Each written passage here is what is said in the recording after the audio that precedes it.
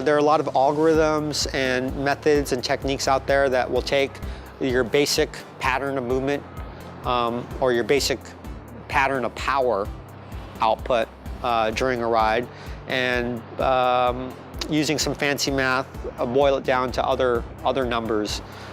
Personally, I don't find that they're all that helpful or useful, because they tend to correlate very, very well with something as simple as kilojoules. I tend to be someone who generally follows a principle called Occam's razor, which is that, you know, this basic idea that all things being equal, the simplest solution is usually the right one. And that's why, for me, I try not to make it more complicated than a few numbers. And I think that's, for a lot of people, maybe a bit off-putting, because they're buying this incredible piece of technology and they want to kind of milk it for a lot. Well, for me, the beauty in that sophistication or in that technology is accuracy, right? Give me one accurate number and we can do a whole lot more with that than a whole lot of metrics that might not be accurate. I really appreciate the fact that people have evolved the metric games and the analytical game with respect to power output and with respect to analysis.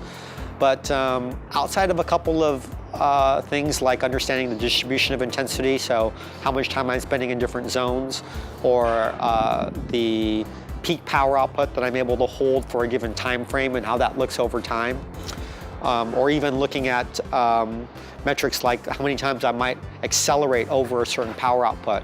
I try to keep my analysis of power output very, very simple. For me, it's predicated on this idea that the real value in using power output as a training tool is not so much in the daily information that you get, but it's in the chronic information you get. It's in what that little bit of accurate information begins to look like over a long period of time.